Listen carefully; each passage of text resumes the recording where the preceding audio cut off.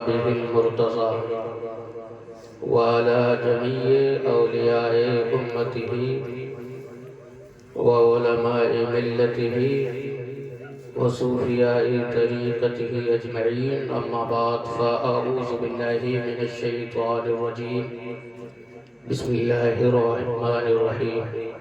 قال الله تبارك وتعالى في القرآن المجيد والفرقان الحميد: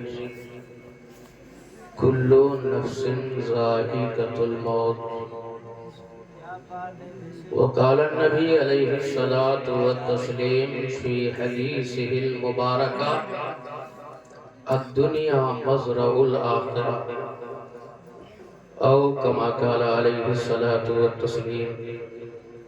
آمنت بالله صدق الله مولانا العظيم وبلغنا رسوله النبي الأمين المتين الكريم، ونحن على ذلك لمن الشاهدين والشاكرين والحمد لله رب العالمين. آئیے نہایت ہی ادب و احترام کے ساتھ سنجیدگی و متانت کے ساتھ ساری کائنات کے مرکز عقیدت اللہ کے نبی پیغمبر اسلام پیغمبر آخر الزمان نبی کون و مکان چارہ ساز دردمنداں ہم غریبوں کے آقا جناب احمد مصطفیٰ محمد مصطفیٰ عربی روح فدا حضور آقا کائنات صلی اللہ تعالیٰ علیہ وسلم کی بارگاہ گوہربار میں درود پاک کی ڈالیاں نچھاور کریں اور پڑھیں با آواز بلند: اللہم صلی علی سیدنا شفیعنا حبیبنا کریمنا مولانا محمد بارک وسلم. صلاۃ و سلام علیکہ یا رسول اللہ، صلاۃ و سلام علیکہ یا حبیب اللہ صلی اللہ تعالیٰ علیہ وسلم. قابل تعریف اور بہت مبارکباد کے لائق ہیں علی جناب محب گرامی وقار، محب گرامی قد جناب عارف علی منصوری صاحب و ان کے برادر کبیر علی جناب مستری عبدالکریم صاحب کی، جنہوں نے اپنے والد مرحوم امیر حسن صاحب کے 40ویں کے موقع پر یہ بہت ہی عظیم الشان جشن عید میلاد النبی صلی اللہ تعالیٰ علیہ وسلم کا انعقاد کیا. رب کائنات کی بارگاہ عالم دعا ہے پروردگار عالم، اب تک کے جو کچھ پڑھا گیا ہے اور آگے جو کچھ پڑھا جائے، پروردگار عالم اس سب کے پڑھنے کا ثواب اللہ عز و جل مرحوم امیر حسن منصوری صاحب کی روح کو عطا فرمائے. رب تبارک و تعالیٰ اپنے حبیب سرور دو جہاں صلی اللہ تعالیٰ علیہ وسلم کے صدقہ و طفیل سے، اولیاء اللہ بزرگان دین کے صدقے سے پروردگار عالم ان کی بخشش و نجات عطا فرمائے. اللہ انہیں غریب رحمت فرمائے. رب تبارک و تعالیٰ ان پر قبر کی منزلوں کو آسان فرمائے. پروردگار عالم انہیں جنت الفردوس میں اعلیٰ سے اعلیٰ مقام عطا فرمائے. آپ حضرات آمین کہہ دیجئے. حضرات، وقت کافی ہو چکا ہے اور مجھ سے پیشتر، مجھ سے پہلے آج ہماری اس چھوٹی سی بستی میں آئے ہوئے ہمارے مہمان شورائے اسلام نے اور خطبائے ذوی احترام نے بڑی اچھی بہترین گفتگو اور نصیحت آمیز ہمیں اور آپ کو باتیں بتائی ہیں. ان کی باتیں قابل عمل ہیں. اگر ہم نے ان کی باتوں پہ عمل کر لیا تو انشاءاللہ تبارک و تعالی ہماری اس زندگی میں سدھار ضرور آئے گا. اور یہ جلسے جلوس یہ ایک دن کا مدرسہ ہوتے ہیں. جو لوگ مدرسے میں پڑھ نہ سکے، مدرسے میں جا نہ سکے، کسی بڑے ادارے میں تعلیم حاصل نہ کر سکے، ان کے لیے یہ ایک دن کا ایک رات کا پروگرام جلسہ یہ مدرسے کی حیثیت رکھتا ہے کہ اس جلسے سے انہیں دینی معلومات حاصل ہوتی ہے۔ اس کا ایکو کم کر دیجئے، کم کیا ہے ابھی کیا؟ اس جلسے سے انہیں ایک دینی معلومات ہوتی ہے۔ تو یہ جلسہ میلاد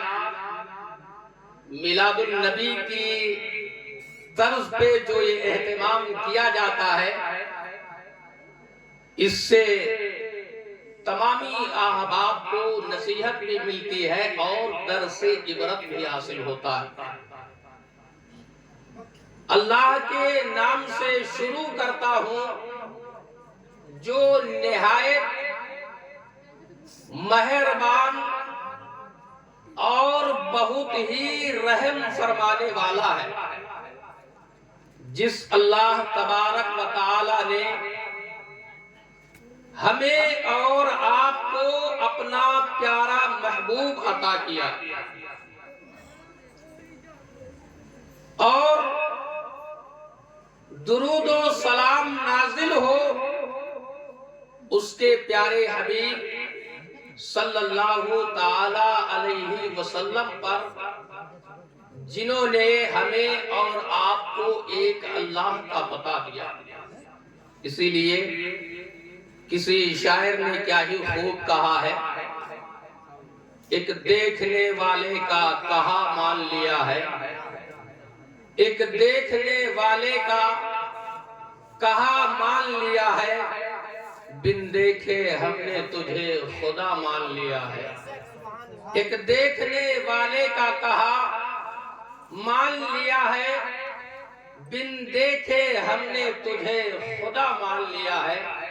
اور کسی شاعر نے کیا ہی خوب کہا ہے، مشینی دور ہے ہر شے بصد رفتار چلتی ہے، مشینی دور ہے ہر شے بصد رفتار چلتی ہے، جہاز اڑتے ہیں سڑکوں پر چمکتی کار چلتی ہے، مشینی دور ہے ہر شے بصد رفتار چلتی ہے، جہاز اڑتے ہیں سڑکوں پر چمکتی کار چلتی ہے، اور وہاں پیتے ہیں بکری شیر ایک ہی گھاٹ پر پانی، وہاں پیتے ہیں بکری شیر ایک ہی گھاٹ پر پانی، جہاں غوث الورا سرکار کی سرکار چلتی ہے، جہاں غوث الورا سرکار کی سرکار چلتی ہے۔ اور کبھی مشکل سے بھی مشکل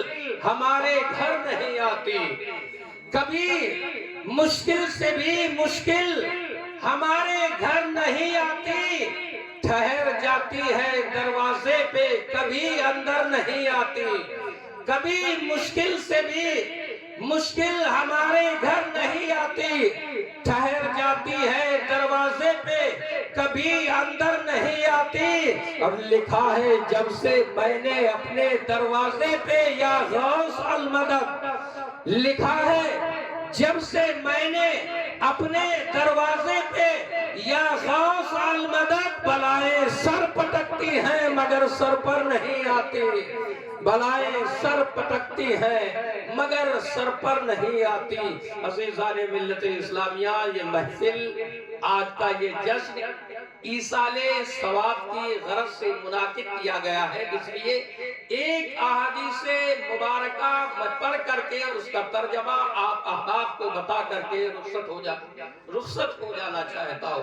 حضرات، جب کسی کا انتقال ہو جاتا ہے، کوئی اس دنیا سے چلا جاتا ہے، چاہے وہ ہمارا قریبی رشتہ دار ہو، چاہے وہ ہمارے گھر کا ممبر ہو، یا ہماری کسی رشتہ داری سے تعلق رکھنے والا ہو، جب اس کا انتقال ہوتا ہے، وہ اس دنیا سے رخصت ہوتا ہے، تو اس کے